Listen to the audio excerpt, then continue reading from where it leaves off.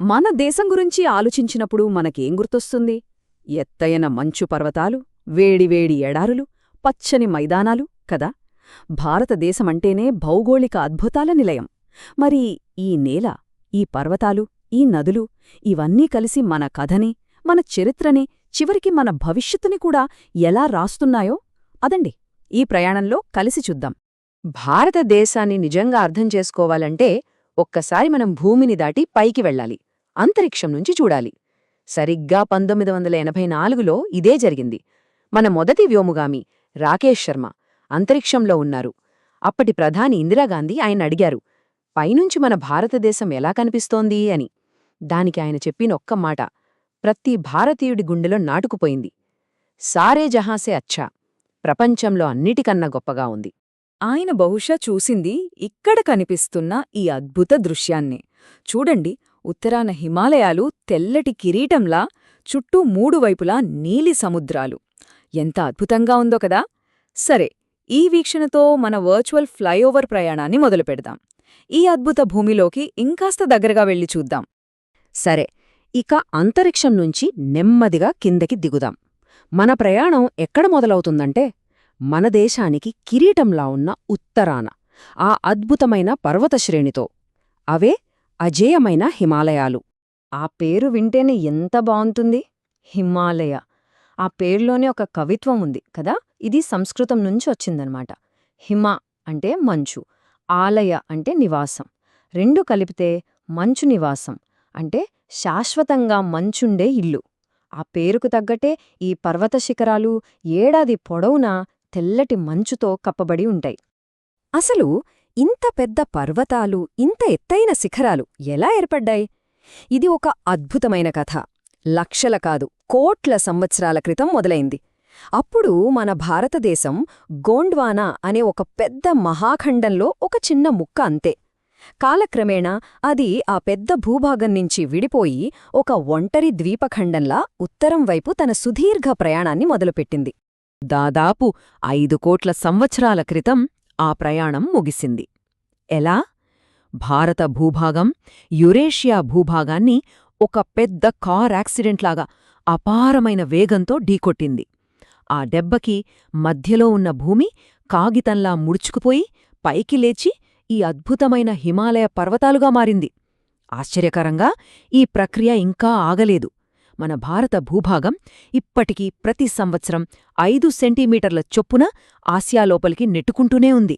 అంటే హిమాలయాలు ప్రతి సంవత్సరం ఇంకాస్త ఎత్తు పెరుగుతూనే ఉన్నాయన్నమాట. అద్భుతం కదా. అయితే ఈ హిమాలయాలన్నీ ఒకేలా ఉండవు.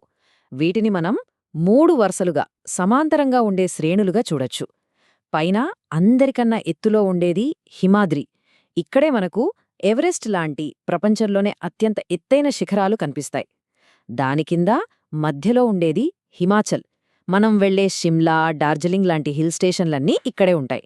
ఇక చివరగా కింద ఉండేవి శివాలిక్ కొండలు. ఇవి పచ్చని అడవులు, వన్యప్రాణులతో నిండిన అందమైన ప్రాంతాలు. ఎడారి అనగానే మనందరికీ ఏం గుర్తొస్తుంది? వేడి, ఇసుక, ఒంటెలు. కరెక్టే. కాని మన దేశంలో 2 రకాల ఎడారులున్నాయని తెలుసా? ఒకటి వేడి ఎడారి అయితే మరొకటి చల్లని ఎడారి. అవును, హిమాలయాల నీడలో వర్షం పడని ప్రాంతంలో ఒకటుంది. అదే లడఖ్. దీన్ని శీతల ఎడారి అంటారు.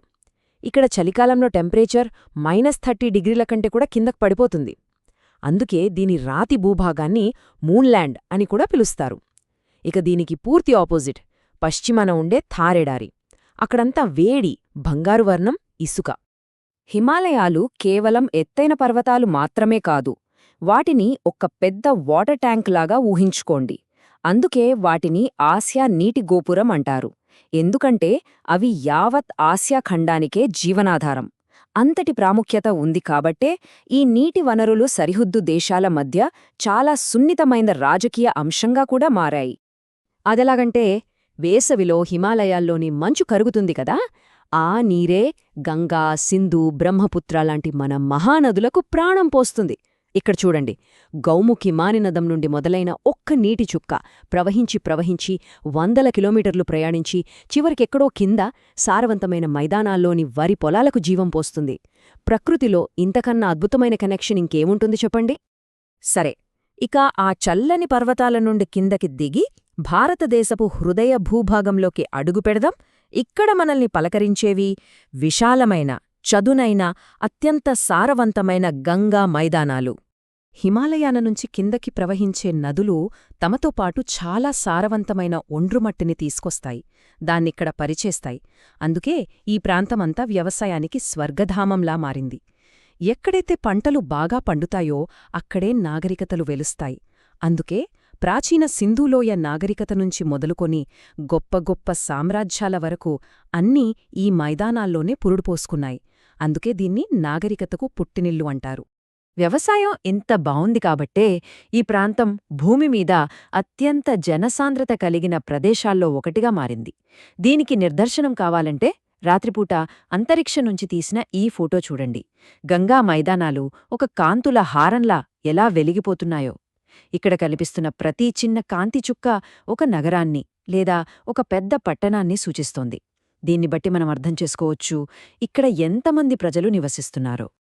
ఓకే, ఇప్పుడు మన ప్రయాణాన్ని కాస్త పక్కకు మళ్ళిద్దాం. పశ్చిమానికి, ఆ తర్వాత దక్షిణానికి వెళ్దాం. ఇక్కడికి రాగానే ల్యాండ్స్కేప్ మొత్తం అమాంతం మారిపోతుంది. పచ్చని మైదానాలు మాయమై వాటి స్థానంలో పొడిగా ఉండే పురాతనమైన నేలలు మనకు స్వాగతం పలుకుతాయి. ఇక్కడ మనకు కనిపించేది గ్రేట్ ఇండియన్ డెజర్ట్, అదే థార్ ఎడారి. ఇది అచ్చంగా బంగారు ఇసుకతో నిండిన ఒక సముద్రంలా ఉంటుంది. కనుచూపు మేర ఇసుకే ఇసుక. గాలి వీచినప్పుడల్లా ఈ ఇసుక దిబ్బలు వాటి ఆకారాన్ని మార్చుకుంటూ ఉంటాయి. కొన్ని దిబ్బలు ఏకంగా 150 మీటర్ల ఎత్తు వరకు కూడా ఉంటాయి. ఇంత కఠినమైన వాతావరణంలో ముఖ్యంగా నీళ్లు దొరకడం చాలా కష్టమిక్కడ. అయినా సరే ఇక్కడి ప్రజలు దానికి అద్భుతంగా అలవాటు పడ్డారు. వాళ్ల జీవనశైలిలోనే ఒక ప్రత్యేకత ఉంటుంది. వారి రంగురంగుల దుస్తులు, వాళ్లు చేసుకునే పండుగలు, అన్నింటికన్నా ముఖ్యంగా నీటిని కాపాడుకోడానికి వాళ్లు వాడే తెలివైన పద్ధతులు, ఇవన్నీ వాళ్ల సంస్కృతికి, వాళ్ల పోరాట పటిమకు అద్దం పడతాయి. ఓకే, ఇప్పుడీ నంబర్ చూడండి, 250 కోట్లు. ఇది దేని గురించో తెలుసా? ఆరావళి కొండల వయస్సు. మనమిందాక చెప్పుకున్న హిమాలయాలు వీటి ముందు పిల్లల్లాంటివి, అంత పాతవి ఇవి. నిజానికి భూమిమీద ఉన్న అత్యంత పురాతన పర్వతశ్రేణుల్లో ఆరావళి కూడా ఒకటి. ఈ పురాతన కొండలు కేవలం పాతవని తీసిపారేయడానికి లేదు, అవి మనకు రక్షకులు కూడా.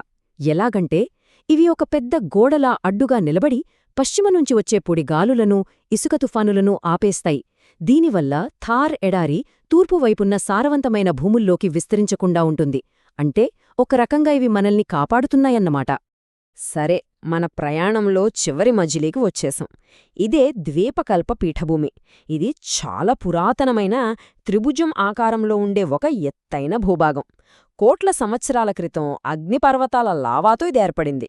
అందుకే ఇక్కడ నల్లరేగడి నేలలు ఎక్కువగా ఉంటాయి. అంతేకాదు ఇనుము, మ్యాంగనీస్ లాంటి ఎన్నో విలువైన ఖనిజాలకు ఇది ఒక నిధిలాంటిది. ఈ పీఠభూమికి రెండు వైపులా అంచులుంటాయి కదా, వాటినే మనం పశ్చిమ, తూర్పు కనుమలు అంటాం. ఈ పీఠభూమి మీద నుంచి నదులు కిందకి ప్రవహించేటప్పుడు ఇక్కడ కనిపిస్తున్నట్టు కర్ణాటకలోని జోగ్ జలపాతం లాంటి అద్భుతమైన వాటర్ఫాల్స్ని సృష్టిస్తాయి. చూడ్డానికి ఎంత అందంగా ఉన్నాయో కదా. కాని ఇవి కేవలం అందం కోసమే కాదు, వీటి నుంచి జలవిద్యుత్ కూడా తయారు చేస్తారు. అంటే పవర్కి కూడా ఇవి చాలా ముఖ్యమైనవి. సో ఈ మొత్తం ప్రయాణం చివర్కి వచ్చేసరికి మనకొక విషయం చాలా స్పష్టంగా అర్థమవుతుంది. ఒక ప్రాంతం యొక్క భౌగోళిక స్వరూపం అంటే అక్కడి నేల, కొండలు, నదులు ఇవి కేవలం అక్కడి ప్రకృతిని మాత్రమే కాదు, అక్కడి ప్రజల జీవితాలని, వాళ్ల సంస్కృతిని, చివరికి వాళ్ల భవిష్యత్తును కూడా శాసిస్తాయి. ఒక్కసారి ఆలోచించండి, భారతదేశం నిజంగా ఒక అద్భుతమైన భూభాగాల కలయిక. ఒకే దేశంలో ప్రపంచంలోనే అత్యంత ఎత్తైన పర్వతాలున్నాయి, కోట్లాది మందికి అన్నం పెట్టే విశాలమైన మైదానాలున్నాయి, మండిపోయే వేడి ఎడారి, గడ్డగట్టే చల్లని ఎడారి రెండూ ఉన్నాయి. భూమి పుట్టినప్పటినుంచి ఉన్న పురాతన కొండలు, ఖనిజాలతో నిండిన పీఠభూములు, ఇవన్నీ అన్నీ కలిస్తేనే మన భారతదేశం. అందుకే ఇదొక ప్రత్యేకమైన, శక్తివంతమైన ఉపఖండం. ఈ ప్రయాణాన్ని ఒక ముఖ్యమైన ప్రశ్నతో ముగిద్దాం. మనం హిమాలయాలను ఆసియా నీటి గోపురమని పిలుచుకున్నాం కదా, మరిప్పుడు మనం చూస్తున్న వాతావరణ మార్పుల వల్ల ఆ నీటి గోపురంలోని మంచు మొత్తం కరిగిపోతే, ఆ ట్యాంక్ ఖాళీ అయిపోతే, దానిమీద ఆధారపడి బ్రతుకుతున్న వందల కోట్ల ప్రజల భవిష్యత్తు ఏంటి?